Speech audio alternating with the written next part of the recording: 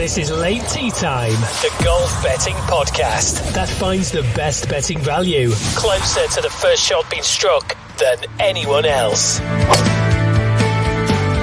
Always gamble responsibly. Visit begambleaware.org for more information.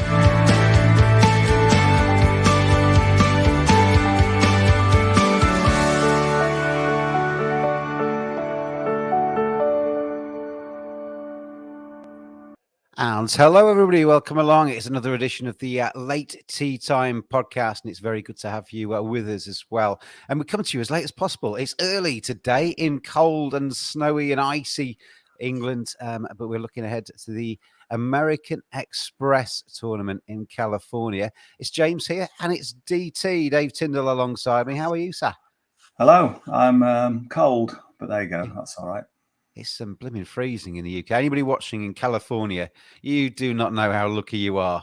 Honestly, it's absolutely revolting in the UK at the moment. The American Express, though, I'll go through the top end of the market before we get talking about it. John Rahm, he's the favourite, 13-2. Scotty Scheffler is 10-1. You got Patrick Cantlay at 12s, 14-1. Tony Finau, 20-1 for Xander Schauffele. Will Zalatoris is in there at 22s, as is Cameron Young, as is Tom Kim, and Sungjae Im is in there at 25s. As I mentioned there, DT, we come as late as possible to try and get you the chance to wrap your gargantuan golfing brain around the latest information from the course and the rumours, form guides, anything that gets whispered back across the pond. Has that led us anywhere this week? Well, I'll just sort of run through some of the bits I've picked up. So we're doing this Thursday morning UK time because they're on the West Coast in the US of A, so which is 8 hours behind us. So it doesn't start until later today UK time. So we've got a bit of time to look at some of the press conferences that we would have missed had we recorded this, on Wednesday afternoon. So a few bits. There's a bit of talk about the world number one this week because Scotty Scheffler and Patrick Cantlay could both go to world number one if things fall their way. I think they've got to win. I think there's a scenario where they could actually be tied for world number one, which was a bit odd.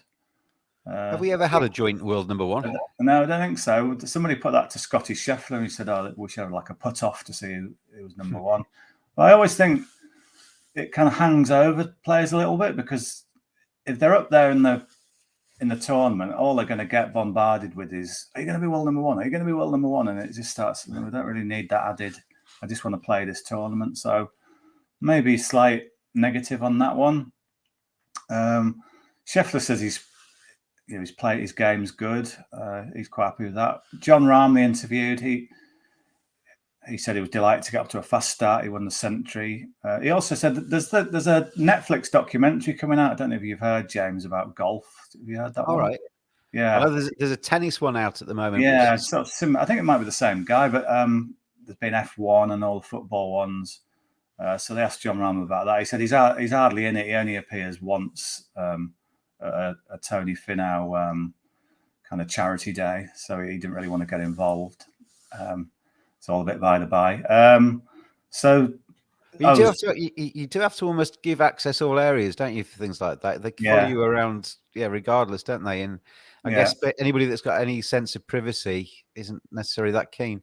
Yeah, I know Jurgen Klopp didn't want to do one for Liverpool in the all or nothing range. Arsenal did do one, probably looking quite good now that Arsenal did, but Rahm didn't want to get involved. I think Brooks Koepka's getting a bit of heat because they filmed him, I think, when he was about to get married, and all he's doing is going around being all glum that his swing's gone. Probably not ideal for the future Mrs. Koepka to be hearing that. So makes for a fantastic wedding night, that, doesn't it? Oh, darling, my swing's gone. Just I can't get it.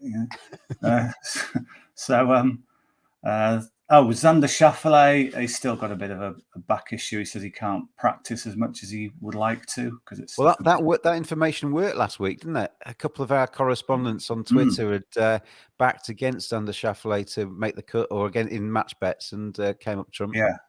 The match bet one this week. Then there's a golf instructor called Travis Fulton who I picked up on Twitter. He's actually out there in Palm Springs, so he's actually on the ground looking at stuff. with a better eye than I could ever see, and most of us could ever see. So he was saying there's a difference between Ricky Fowler on the course than on the range. He's trying to bed in a swing, and a bit of two different things. So I don't know if there's anything in that. I had a quick look at match betting. You can back Jason Day to beat Ricky Fowler in a 72-hole match. Okay. Day's the favourite, so it's not amazing, but it's there. Or you can back Ricky Fowler to miss the cut, 11-10. These are with Betfair, so they're possibilities. But you want bigger prices, don't you? Well, just on the Ricky Fowler thing, if you're trying to transition between an old swing and a new swing to get things cooking again for you, if you're in that middle stage, then you're not quite sure which one you're using, I guess. Yeah, it's a bit confusing, I think. The problem as well this week is that when this tournament at Palm Springs, it's in the desert. A lot of players keep saying, and they're correct, this is target golf. It's like swing golf, up there, hit ball, go distance. There's not much feel. I think Ricky Fowler's better when he can feel things, like playing shots in the wind. And so this is target golf, and you're trying to bet in a new swing. I think he might get caught between one thing and the other. So I'm not a fan of Ricky Fowler this week. So who am I a fan of then? Looking at some of the numbers that have been crunched by some of the very clever people, I think PGA 101 Splits, I think it's called. He looks at how players perform on easy courses compared to hard courses. This week we're on the kind of easy course where 20 odd under's going to be winning it. And the one who was quite interesting was Tom Kim, that we've mentioned before quite a number of times. The thing, I did some research as well on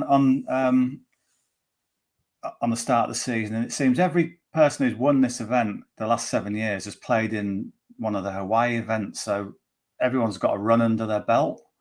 So Tom Kim did, and it didn't really matter if that run was particularly good. So you had a few players winning this after missing the cut at the Sony Open last week. And Tom Kim did miss the Sony Open cut at the last week. And for those that don't know, they've been in Hawaii for the last 2 weeks, haven't they? And then now to California.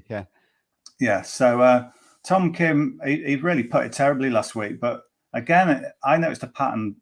Some of the players who won this week had put it really badly at the Sony. So it's almost like that doesn't really matter. The main fact is they played the Sony just to get some reps and competitive rust sort of off. I mean, the greens are the sort of classic Bermuda greens at the Sony. This week's greens, they're overseeded, which is a bit different. So maybe just the change is different. But anyway, Tom Kim, I just thought it was quite a big price. I think you can get 22-1. I mean, this is a guy who's won two of his last 8 PGA Tour tournaments, and he plays well on easy courses, and this is an easy course. So I think if he is one of those ones, if he did win at 22s, you're kind of thinking, oh, that one got away, didn't it? Because I think if he'd had a good week last week, he'd be more like 18s, 16s maybe. I know it's quite a good field, but he's such a good player and he's a proven winner already. So you can get 22-1, 8 places with Sky Bet. Yeah. He's 8 places. That's probably the best one, actually. If you want a couple more places, you can get him at 18-1, 10 places with Coral. So, you pay your money, you take your choice on that. But 22-1, 8 places with Sky Bet, the best value on him. Yeah, I just think he'll bounce back from that. It probably irritated him that he missed the cut there, but he played well in the Century Tournament of Champions. The other Hawaii event came 5th in that. So it's just, I think he had a bad week last week. Yeah. So I quite like him. And then I've got 2 others on the outrights. Sometimes you end up sort of going around in a circle and your original thought ends up being kind of validated by other things you read. So I saw some research about which is the best rotation to play. So just to set the scene here, at the American Express, they play it over 3 courses: La Quinta, the Nicklaus Tournament Course, and PGA Stadium. They play 2 at PGA Stadium. That's the hardest one. And it seems that the best rotation to have is La Quinta, Nicklaus Tournament, and then the Stadium course. Right. And it kind of makes sense because it means if you have that rotation over the first 3 days, then you're playing the stadium course back to back on the weekend, so you've got a bit of flow. And you've got potential to get off to a better start as well. Yeah, so you could be high up that leaderboard, and then you can just sort of hang in there maybe. So I looked at the list of who. It's basically, there's 3 possible rotations you can have. And it so happened that the 2 guys I'm really keen on this week are playing in like that golden ideal La Quinta Nicholas Tournament South Stadium course. And the 2 are Tom Hoagie and Andrew Putnam. It's funny, I mentioned these earlier in the week, and our friend Pete Farris immediately texted me and said, I'm on those 2. And I've had seen quite a lot of people think these 2 standing out. And you can see why. Tom Hoagie was runner-up in this tournament last year. He played college golf and Q school at this course. He said at this venue, he said he's really worked out the stadium course after it gave him trouble. He's good at Pro-Ams. This is a Pro-Am week. He won at Pebble Beach last year, which is a Pro-Am. He's good in the desert. This is the Californian desert we're in. He was 4th in Las Vegas in the desert just before Christmas. And then he was 3rd at the other Hawaii event, the Century. So all roads seem to lead to Tom Hoagie for me. Okay. And I think he's what have you got for me price-wise there? 40 to 1. Yeah. 6 places with Bet UK looks the best option.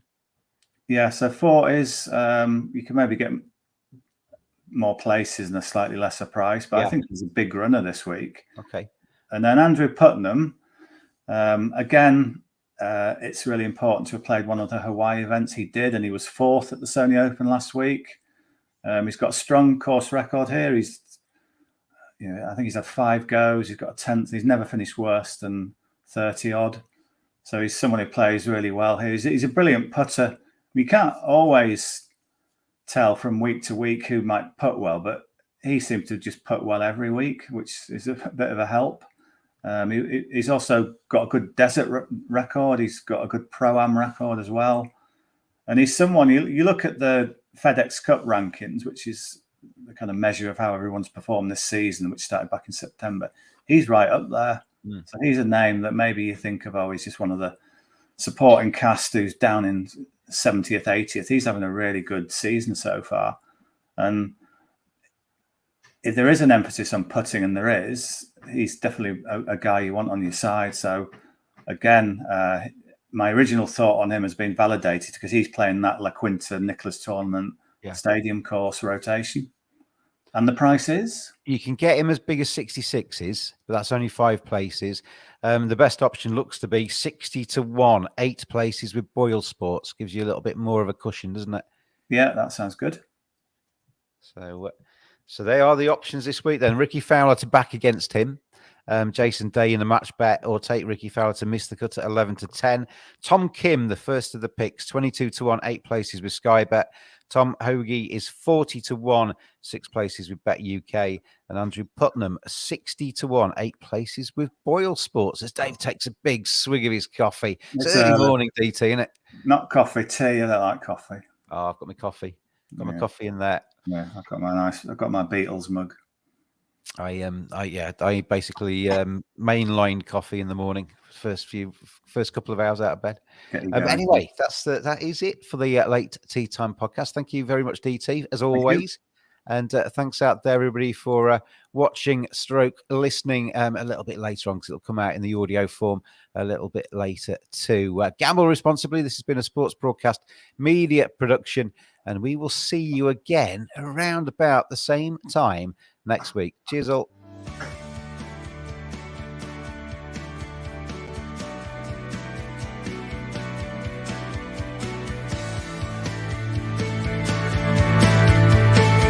Always gamble responsibly. Visit begambleaware.org for more information.